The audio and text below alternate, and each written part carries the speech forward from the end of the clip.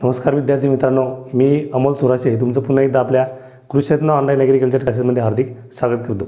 तर आपली plant medicine lecture series संपल्यानंतर आपण सीड टेकला सुरुवात केलेली आहे आणि आपण ऑलरेडी सीड टेक्नॉलॉजी म्हणजे काय, definition of seed technology, objectives of the seed technology हे लेक्चर नंबर फर्स्टमध्ये कव्हर केलेलं आहे। त्यानंतर आपण सीड जर्मिनेशन म्हणजे काय त्याबद्दल सुद्धा डिस्कस केलेलं आहे। तर तो लेक्चर नंबर 3 मध्ये आपण बघणार आहे सीड डॉर्मन्सी। ओके, हे एक इम्पॉर्टंट टॉपिक आहे सीड डॉर्मन्सी। याच्यावरती बरेच क्वेश्चन विचारले जातात, म्हणजे MCR असेल, ICR असेल, त्यानंतर NSC वगैरे ज्या ऑनलाईन आपल्या जे एक्झाम्स असतील कॉम्पिटेटिव्ह एक्झाम्स ॲग्रिकल्चरच्या संबंधित, त्यावरती बरेच क्वेश्चन आहे सीड डॉर्मन्सीवरती विचारले जातात। सीड डॉर्मन्सी म्हणजे काय, कशामुळे सीड डॉर्मन्सी सीडमध्ये क्रिएट होते, त्यानंतर सीड जाण्यासाठी कोणकोणते मेथड्स त्या ठिकाणी वापरतात, तर आपण ते डिस्कस करणार आहे। तर सर्वप्रथम बघू सीड डॉर्मन्सी। आता सीड डॉर्मन्सी बघण्याच्या अगोदर मी ज्यावेळेस सीड जर्मिनेशनचं लेक्चर घेतलं होतं त्यावेळेस सीड जर्मिनेशन म्हणजे काय तुम्हाला माहिती आहे, सीड जर्मिनेशनसाठी बरेचसे असे फॅक्टर आहे ते त्यावर अफेक्ट करतात। सीड जर्मिनेशन बघा, सीड जर्मिनेशन म्हणजे काय, एक सीड मी या ठिकाणी काढतो असं। ओके ओके, आता हा काय झाला या सीडचा सीड कोट, त्यानंतर हा झाला एंडोस्पर्म, यालाच काय म्हणतो आपण कॉटिलिडॉन वगैरे सुद्धा म्हणतो। ओके, त्यानंतर बघा हा झाला एम्ब्रियो। ओके, आता सीड जर्मिनेशन बघताना आपण त्या ठिकाणी 5 स्टेप्स बघितल्या होत्या की सीड जर्मिनेशनसाठी काय काय होतं, water is most important factor, त्यानंतर रेस्पिरेशनसाठी आपण बघितली होती ऑक्सिजन, त्यानंतर महत्त्वाचा फॅक्टर, त्यानंतर लाईट, टेम्परेचर। ओके, तर हे फॅक्टर जे होते ते हे फॅक्टर जर्मिनेशनवरती खूप इफेक्ट करत होते। कोणकोणते, वॉटर,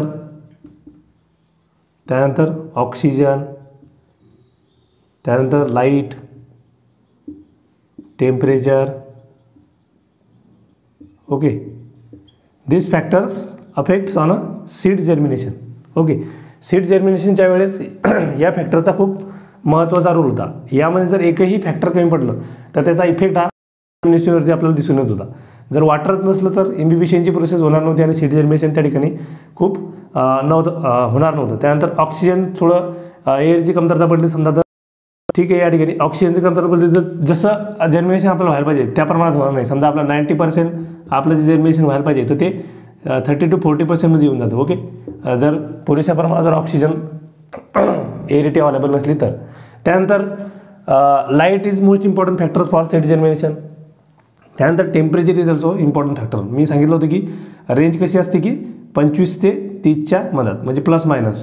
ओके, प्लस मायनस म्हणजे काय, हे 22ही येऊ शकतं, हे 28ही येऊ शकतं। ओके, सो हे इम्पॉर्टंट फॅक्टर्स हे सीड जर्मिनेशनसाठी खूप महत्त्वाचे होते। तर सीड डॉर्मन्सी बघताना तुम्ही म्हणसाल की सर याचा सीड डॉर्मन्सीची काय फरक आहे, तर याचा त्या ठिकाणी संबंध आहे की असा सीड डॉर्मन्सी म्हणजे काय, आता की ही फॅक्टर जे आहे म्हणजे ही काय आपण आता हे फॅक्टर्स पुरेशा प्रमाणात अवेलेबल असणं म्हणजे काय, फेवरेबल कंडिशन असणं, फेवरेबल एन्व्हायरमेंटल कंडिशन अवेलेबल असणं। बघा, सीड डॉर्मन्सी म्हणजे काय की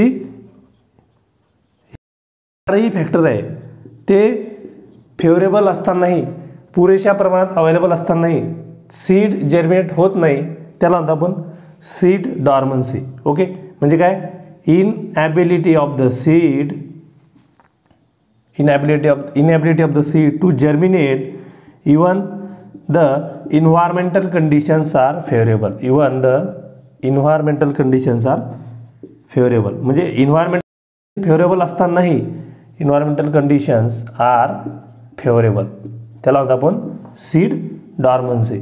ओके, आपल्याला वाटत असेल बघा की सीड डॉर्मन्सी कशामुळे होत असेल की लाईट कमी पडत असेल, वॉटर कमी पडत असेल, टेम्परेचर कमी पडत असेल। ओके, तर ह्या फॅक्टरमुळे काय होते की सीड डॉर्मन्सी येत असेल, पण हे फॅक्टर पुरेशा प्रमाणात अवेलेबल असतानाही सीड डॉर्मन्सी येणं, ते सीड जर्मिनेट न होणं, त्याला होतं आपण seed dormancy. Inability of the seed to germinate even the environmental conditions are favourable, पुरेशा प्रमाणात इन्व्हायरमेंटल कंडिशन फॅक्टर जे आहे, लाईट वॉटर व्यवस्थित आहे, ऑक्सिजन पुरेशा प्रमाणात आहे, लाईट पुरेशा प्रमाणात आहे, जर व्यवस्थित आहे, तरीही ते सीड जर्मिनेट होत नाही। तर का होत नाही की ते आपण पुढे बघणार की कोणकोणते फॅक्टर्स सीड डॉर्मन्सीसाठी कारणीभूत ठरतात. तर या ठिकाणी एवढं लक्षात ठेवा की इन्व्हायरमेंटल कंडिशन फेवरेबल असतानाही एखादा सीड जनरेट न होणं याला म्हणतो आपण सीड डॉर्मन्सी. ओके, तर दुसरा एक सीड डॉर्मन्सीचा एक प्रकार आहे, या ठिकाणी लक्षात ठेवा quiescence. Word is important, quiescence. याच्यावरती बरेच क्वेश्चन विचारले जातात. मोस्ट इम्पॉर्टंट काय क्युसेन्स म्हणजे काय, की सीड जर्मिनेट न होणं, inability of the seed to germinate even the environmental conditions are, या ठिकाणी असतात मग unfavourable environmental condition. Okay, unfavourable environmental condition जर असल्या आणि जर ते सीड जर्मिनेट होत नसलं तर त्याला म्हणतो आपण quiescence. Okay, unfavourable environmental condition. Unfavourable environmental कंडिशनमुळे जर एखादा सीड जर्मिनेट होत नसत तर त्याला म्हणतात क्युसेन्स. ओके, सीड डॉर्मन्सीचा एक टाईप म्हणून त्याला आपण ओळखतो क्युसेन्स. ओके, जर इन्व्हायरमेंटल कंडिशन फेवरेबल असल्या आणि एखाद्या सीड जर्मिनेट नाही झालं तर त्याला म्हणतो आपण सीड डॉर्मन्सी. आणि इन्व्हायरमेंटल कंडिशन जर अनफेवरेबल असल्या म्हणजे लाईट व्यवस्थित नाही, ऑक्सिजन व्यवस्थित नाही, टेम्परेचर व्यवस्थित नाही तर त्याला म्हणतो आपण quiescence. Okay, so this is the basic definition of the seed dormancy. Okay, आता आपण बघू की सीड डॉर्मन्सी होते कशामुळे, काय असते सीड डॉर्मन्सी, कशामुळे सीड डॉर्मन्सी आपल्याला बघायला मिळते. बघा आता हे फॅक्टर आपण असे ठेवू. बघा आता समजा सीड डॉर्मन्सी जर वॉटरमुळे झालेली असेल, ओके, लाईटमुळे झालेली असेल, ऑक्सिजनमुळे झालेली असेल, ऑक्सिजनची कमतरता झाली, ओके, किंवा टेम्परेचर असेल किंवा हार्ड सीड कोड असेल, ओके, या कारणामुळे हे जे असते सीड डॉर्मन्सी येऊ शकते. किंवा इम्परमेबिलिटी असेल सीडची, म्हणजे वॉटर आणि गॅसेस आत जात नसतात त्या सीडमध्ये, हार्ड सीड कोडमुळे impermeability of the seed coat. तर हे काय झाले फॅक्टर झाले, यामुळे काय होऊ शकतं की सीड डॉर्मन्सी येऊ शकते. तर या on the basis of this factors the seed dormancy can be divide into 3 types.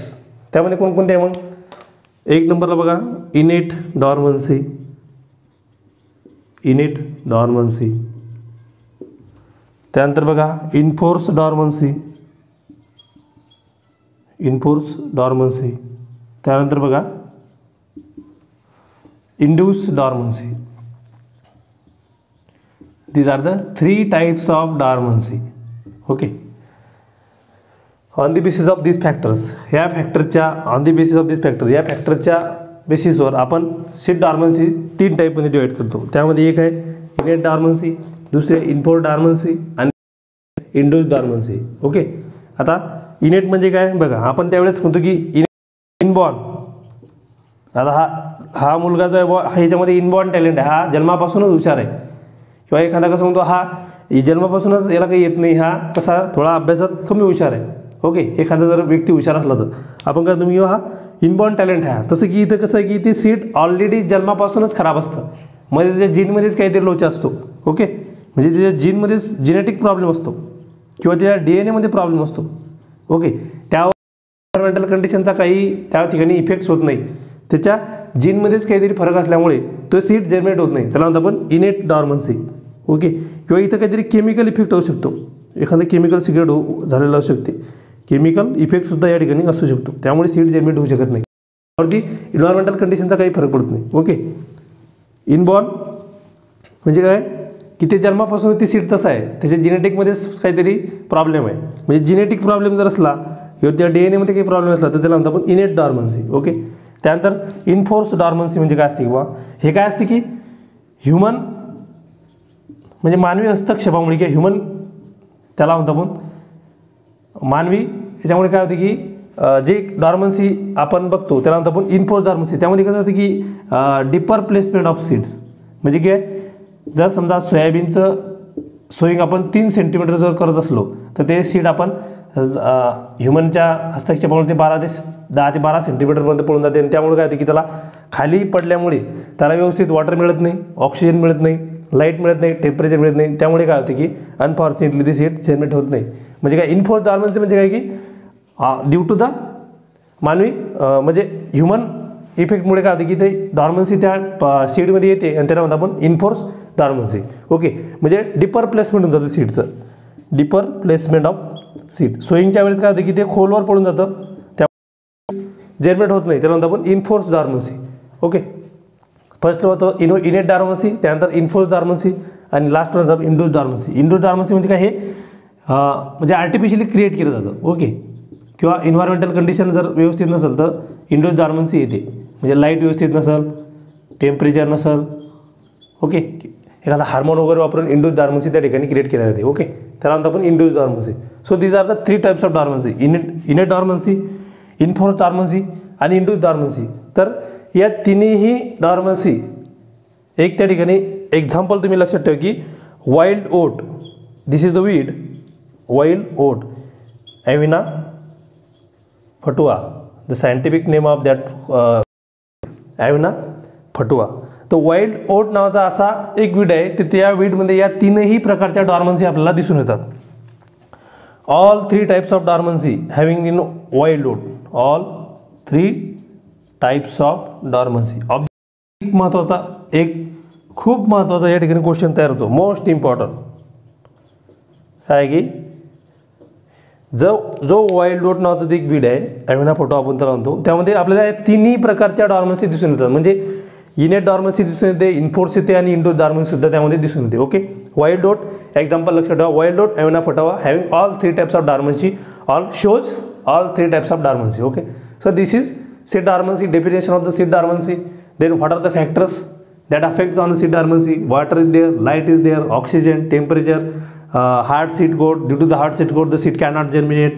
Then 3 types of dormancy on the basis of these 3 factors. The first one is innate dormancy, then input dormancy and last one is the induced dormancy. Okay, त्यानंतर बघा की important factors इथे most important काय लक्षात ठेवायचं objective की wild ओट जो एक आपला वीड आहे, त्या वाईल्ड ओटमध्ये आपल्याला तिन्ही प्रकारच्या डॉर्मन्सी पाहायला मिळतात. त्यामध्ये इनेट असन, इन्फोर्स असन आणि इंड्यूस असन. ओके, आता हे झालं आहे फॅक्टर्स किंवा हे झालं टाईप्स डॉर्मन्सीचे. मग सीड डॉर्मन्सी ब्रेकिंगसाठी आपण काय काय करतो, कोणकोणत्या मेथड्स वापरतो, how to break the seed dormancy, तर ते आपण बघू. आता सीड डॉर्मन्सी ब्रेक करण्यासाठी आपण काय वापरतो, मग एक फिजिकल मेथड आपण जातो, केमिकल मेथड जातो. तर ते 2 मेथड आपण वापरून त्या ठिकाणी सीड डॉर्मन्सी ब्रेक केल्या जाते. बघा, एक आहे फिजिकल मेथड, फिजिकल, ओके, आणि दुसरी आहे आपली केमिकल मेथड.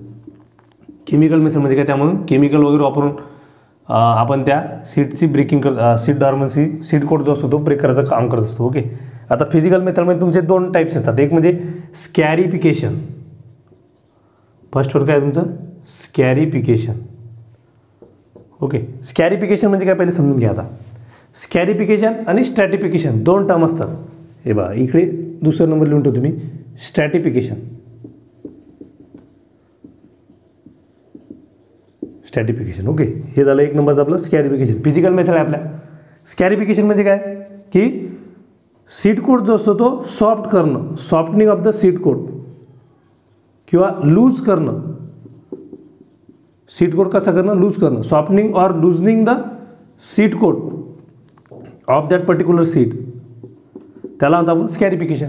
मग कसा करायला जाईल, सीड कोट कसा आपण सॉफ्ट करू शकतो, कसा लूज करू शकतो, तर बाय मेकॅनिकली जाऊन आपण काय करू शकतो, त्याला बाय मशीनचा यूज करून आपण त्याला रब करून तो सीड कोट आपण लूज करू शकतो. ओके, स्कॅरिफिकेशनला काय होतं की सीड कोट आपण काय करतो की सॉफ्ट करणं किंवा लूज करणं, त्याला म्हणतो आपण स्कॅरिफिकेशन. ओके, हा वर्ड एक इम्पॉर्टंट आहे की सीड कोट जो असतो तो लूज करणं किंवा सॉफ्ट करणं. त्यानंतर बघा त्यामध्ये काय आपण काय करतो, सीडची स्क्रॅचिंग करू शकतो मशीननं. सीड कोटची काय करू शकतो, स्क्रॅचिंग करू शकतो. Scratch the seed coat by using machine.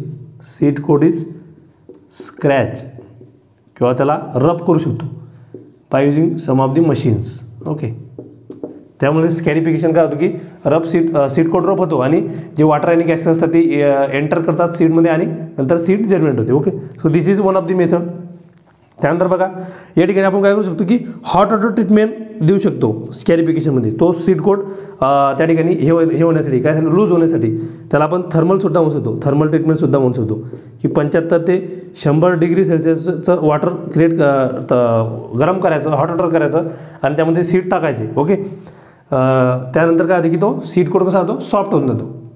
त्यानंतर बघा प्रेशरसुद्धा, बाय प्रेशरने सुद्धा आपण काय करू शकतो की सीड कोट कसा असतो की तो लूज करू शकतो बाय प्रेशर. म्हणजे किती प्रेशर याचं 2000 ATM म्हणजे काय ॲटमॉस्फेरिक प्रेशर 2000 ATM 18 डिग्री सेल्सिअसवर फॉर किती 15 ते 20 minute for 50 to 20 minutes. Okay, म्हणजे बाय प्रेशरनं सुद्धा आपण काय करू शकतो की तो सीट कोड आहे तो त्या ठिकाणी लूज करू शकतो. अशा प्रकारचा बाय प्रेशरनं आपण स्वीट क्लोर असन, स्वीट क्लोर आणि मेडिकागो सटायवा. आता मेडिकागो सटायवा काय आहे ते तुम्हाला माहिती पाहिजे. जर कोणाला माहिती असेल तर त्यांनी कमेंटमध्ये सांगायचं आहे. ओके, ठीक आहे. बाय प्रेशर 2000 ॲटमॉस्फेरिक प्रेशर वापरून 80 डिग्री सेल्सिअसवर 15 ते 20 मिनटं जर आपण समजा ते सीट जर ठेवलं तर तो सीट कोड काय होतो सॉफ्ट होत असतो. Okay, so these are the scarification methods. आता स्ट्रॅटिफिकेशन म्हणजे काय बघा. स्ट्रॅटिफिकेशन म्हणजे काय low temperature treatment. Low temperature treatment जर तुम्हाला विचारलं की लो टेम्परेचर ट्रीटमेंट आणि स्ट्रॅटिफिकेशन तर लो टेम्परेचर ट्रीटमेंट म्हटलं काय असतं की स्ट्रॅटिफिकेशन ते असू शकतं बा असं होतं. ओके, स्कॅरिफिकेशन म्हणजे काय रफली तो सीट कोड आपल्याला काय करायचा लूज करायचा आहे. स्ट्रॅटिफिकेशन म्हणजे काय टेम्परेचर ट्रीटमेंट असते. ओके, एवढं लक्षात घ्यायचं की स्ट्रॅटिफिकेशन म्हणजे काय लो टेम्परेचर ट्रीटमेंट. म्हणून लो टेम्परेचर ट्रीटमेंट किती मग 2 ते 8 डिग्री सेल्सिअसवर आपण ते सीट ठेवू शकतो फॉर 24 आवर्स. किती 2 ते 8 डिग्री सेल्सिअसवर 24 आवर्ससाठी ते सीट ज्यावेळेस आपण ठेवू त्यावेळेस ते काय होते त्याचा सीट कोड कसा होतो लूज होतो आणि ते सीट जर्मिनेट होतो. ओके, त्यानंतर बघा हाय टेम्परेचर इकडे येते. ओके, सॉरी स्कॅरिफिकेशनमध्ये हाय टेम्परेचर आपण घेतो. इकडे काय असतं की लो टेम्परेचर ट्रीटमेंट असते फक्त स्ट्रॅटिफिकेशनमध्ये 2 ते 8 डिग्री सेल्सिअसमध्ये 24 आवर्ससाठी आपण ते ठेवतो. Okay, so these are scarification and stratification. 2 major त्या ठिकाणी लक्षात घ्यायचे. ओके, फिजिकल मेथडमध्ये स्कॅरिफिकेशन स्ट्रॅटिफिकेशन. ओके, त्यानंतर बघा आता केमिकल मेथडमध्ये काय काय असतं. आता केमिकल मेथडमध्ये आपण एखादा ॲसिड वापरू शकतो, एखादा हार्मोन वापरू शकतो. ओके, हार्मोन आपण डॉर्मन्सी वाढवू सुद्धा शकतो आणि कमी सुद्धा करू शकतो. ओके, तर ॲसिडमध्ये बघा की आता मी जे लिहिणार ते खूप एक्झाम्पल्स मोस्ट इम्पॉर्टंट एक्झाम्पल आहे की त्यावरची क्वेश्चन 100% विचारले जातात. Most important. ओके, आता ॲसिडमध्ये कसं आहे की कॉटनचा क्रॉप आहे. ओके, त्या कॉटनच्या क्रॉपमध्ये आपण काय करतो की कॉन्सन्ट्रेटेड जे H2SO4 आहे ते कॉन्सन्ट्रेटेड H2SO4चा वापर करून आपण काय करतो की सीटची डॉर्मन्सी ब्रेक करायचं काम करत असतो. Okay, in cotton concentrated H2SO4 म्हणजे काय याला काय म्हणतो आपण sulphuric acid concentrated H2SO4 in cotton. One of the acid we can use in a cotton crop. Concentrated H2SO4 sulphuric acid आपण त्याला म्हणतो. हे ॲसिड आपण वापरून काय करतो की सीट डॉर्मन्सी ब्रेक करतो कॉटनमध्ये. त्यानंतर बघा हार्मोनमध्ये जर बघितलं आपण तर GA3 किंवा सायटोकायनिन याचा वापर करून काय करू शकतो आपण सीट डॉर्मन्सी ब्रेक करू शकतो म्हणजे कमी करू शकतो. ओके, सीट डॉर्मन्सी वाढणं सुद्धा एक हार्मोन आहे. त्यामध्ये कोण आहे मग ABA ॲब्सिसिक ॲसिडनं सीट डॉर्मन्सी इन्क्रीज केल्या जाते. ओके, हे 2 लक्षात ठेवा. यामध्ये जर एकच जर विचारलं की सीट डॉर्मन्सी ब्रेकिंग हार्मोन कोणता आहे तर GA3 मोस्ट इम्पॉर्टंट. GA3ने सीट डॉर्मन्सी ब्रेकिंग होते. जर 2 ऑप्शन आले आणि खाली जर ऑप्शन असलं both A and B GA3 आणि सायटोकायनिन तर सायटोकायनिनने GA3 वापरा, GA3 मारा. त्यानंतर काय की जर ऑप्शनमध्ये GA3 आलं, सायटोकायनिन आलं, ABA आलं आणि दुसराच कोणतरी हार्मोन आला तर GA3 मारा. Okay, GA3 is the most important hormone for breaking the seed dormancy. Okay, ABA काय करतो की ABA इन्क्रीज करतो seed dormancy, increase the seed dormancy by ABA. Okay, कॉटनमध्ये लक्षात ठेवा कॉन्सन्ट्रेटेड H2SO4 सल्फ्युरिक ॲसिडचा वापर करून आपण काय करतो त्याची डॉर्मन्सी ब्रेक करायचं काम करतो. ओके, त्यानंतर लक्षात ठेवा एक थायोरिया नावाचा केमिकल आहे. थायोरिया पोटॅटोमध्ये. ओके, जो पोटॅटो क्रॉप असतो याच्यावरती 110% प्रश्न तुम्हाला विचारला जाऊ शकतो कारण हा खूप इम्पॉर्टंट क्वेश्चन आहे. थायोरियाचा वापर करून आपण पोटॅटोमध्ये सीट डॉर्मन्सी ब्रेक करू शकतो नाही केल्याच जाते.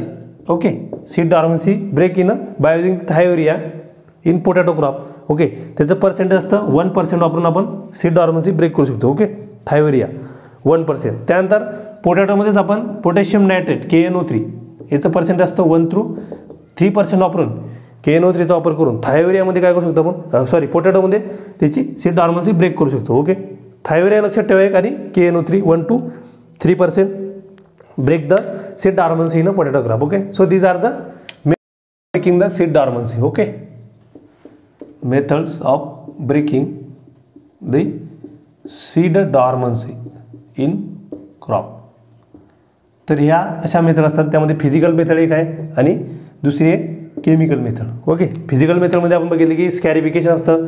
स्कॅरिफिकेशन म्हणजे काय, जो सीड कोड असतो तो सॉफ्ट करणं, लूज करणं. कशाने, बाय त्याची रफिंग करून किंवा त्याला आपण स्क्रॅचिंग करून बाय युजिंग मशीन्स. ओके, किंवा मग आपण त्याला हॉट वॉटर ट्रीटमेंट म्हणजे थर्मल ट्रीटमेंटसुद्धा देऊ शकतो. 75 ते 100 डिग्री सेल्सिअसचं वॉटर त्या ठिकाणी गरम करायचं आणि ते सीड त्यामध्ये टाकून त्याचा सीड कोड आपण काय करू शकतो, लूज करू शकतो. ओके, त्यानंतर काय की प्रेशर वापरून आपण तो सीड कोड लूज करू शकतो. 2000 ॲटमॉस्फिअरिक प्रेशर वापरून ॲट 80 डिग्री सेल्सिअस 15 ते 20 मिनिट सीड जर ठेवले तर सीड कोडसुद्धा काय होऊ शकतो, लूज होऊ शकतो. त्यामध्ये एक्झाम्पल लक्षात ठेवा की सीड क्लोर आणि Medicago sativa. Okay, so this is all about the scarification. त्यानंतर स्ट्रॅटिफिकेशन जर बघितलं तर स्ट्रॅटिफिकेशन म्हणजे काय, लो टेम्परेचर ट्रीटमेंट. 2 ते 8 डिग्री सेल्सिअस जर आपण टेम्परेचर घेतलं तर 24 आवर्ससाठी जर ठेवलं तर स्ट्रॅटिफिकेशन लो टेम्परेचर ट्रीटमेंट हे तुम्ही कॉम्बिनेशन लक्षात ठेवा. ओके, स्ट्रॅटिफिकेशन म्हणजे काय, low temperature treatment. Okay, so this is scarification, stratification. यावरती कन्फ्युजिंग असतात. स्कॅरिफिकेशन म्हणजे काय, स्ट्रॅटिफिकेशन म्हणजे काय, आपल्याला कन्फ्यूज होतं वेळेवर. त्यामुळे स्ट्रॅटिफिकेशन लक्षात ठेवा की लो टेम्परेचर ट्रीटमेंट. ओके, त्यानंतर बघा आपण केमिकल मेथड बघितलं की ॲसिड असेल, हार्मोन असेल, एखादा केमिकल असेल वापरून आपण काय करतो की सीड डॉर्मन्सी ब्रेक करतो. त्या ॲसिडमध्ये आपण कॉटनचं एक्झाम्पल लक्षात ठेवा की कॉन्सन्ट्रेटेड एस्टोसोफोर सल्फ्युरिक ॲसिडचा वापर करून आपण कॉटनमध्ये सीड डॉर्मन्सी ब्रेक करू शकतो. त्यानंतर हार्मोन वापरून GA3 सायटोकाइन याचा वापर करून आपण काय करू शकतो की सीड डॉर्मन्सी कमी करू शकतो. ओके, त्यातला मोस्ट इम्पॉर्टंट काय, GA3. त्यानंतर ABAचा वापर करून आपण सीड डॉर्मन्सी इन्क्रीज करू शकतो. ॲब्सिसिक ॲसिड आपण त्याला म्हणतो. ओके, हे झालं हार्मोन. त्यानंतर पोटॅटो करून आपण थायोरियाचा वापर करून 1% थायोरिया यूज करून सीड डॉर्मन्सी ब्रेक करू शकतो. त्यानंतर KNO3 1 to 3% वापरून पोटॅशियम नायट्रेट आपण सीड डॉर्मन्सी ब्रेक करू शकतो. So this is all about the seed dormancy. काय असतं सीड डॉर्मन्सी की फेवरेबल कंडिशन असतानाही वॉटर व्यवस्थित आहे, ऑक्सिजन व्यवस्थित आहे, लाईट व्यवस्थित आहे, तरी तो सीड फेवरेबल कंडिशन असतानाही सीड जर्मिनेट न होणं याला म्हणतो आपण सीड डॉर्मन्सी. त्यानंतर अनफेवरेबल कंडिशन जर असल्या आणि सीड जर जर्मिनेट होत नसला तर त्याला स्पेसिफिक वर्ड आहे की त्याला म्हणतो आपण क्यूसेन्स. याच्यावरती क्वेश्चन तुम्हाला विचारला जाऊ शकता, क्यूसेन्स. ओके, अनफेवरेबल कंडिशन असताना सीड जर्मिनेट न होणं त्याला म्हणतो आपण क्यूसेन्स. ओके, त्यानंतर आपण बघितलं की त्या फॅक्टरच्या on the basis of this factor seed dormancy ह्या 3 टाइप्स, इनेट डॉर्मन्सी, इन्फोर्स्ड डॉर्मन्सी आणि लास्ट वन कोणतं आपलं ते इंड्यूस्ड डॉर्मन्सी. ओके, इनेट म्हणजे काय, ऑलरेडी जेनेटिक प्रॉब्लेम असल्यामुळे जे सीड जर्मिनेट न होणं म्हणजे इनबॉर्न त्यामध्ये हे आहे, त्याला म्हणतो आपण इनेट डॉर्मन्सी. इनफोर्स म्हणजे काय, मानवी हस्तक्षेपामुळे एखादं सोईंग करताना सीड जर डीप सोईंग केलं गेलं तर सीड जर्मिनेट न होतं. आणि इंडोर डॉर्मन्सी म्हणजे काय की अनफेवरेबल इन्व्हायरमेंटल कंडिशन असली तर आपण त्यामध्ये स्वतः ती डॉर्मन्सी क्रिएट करतो, हार्मोन्स करू आपण. Okay, so this are 3 types of dormancy. And नंतर आपण बघितलं की मेथड्स कोणकोणते असतात डॉर्मन्सी ब्रेकिंगसाठी. तर त्यामध्ये आपण बघितलं की पहिली फिजिकल मेथड आहे, नंतर केमिकल मेथड आहे. So this is all about our seed dormancy. Okay, so this is sufficient for today. Now we will stop here. Thank you.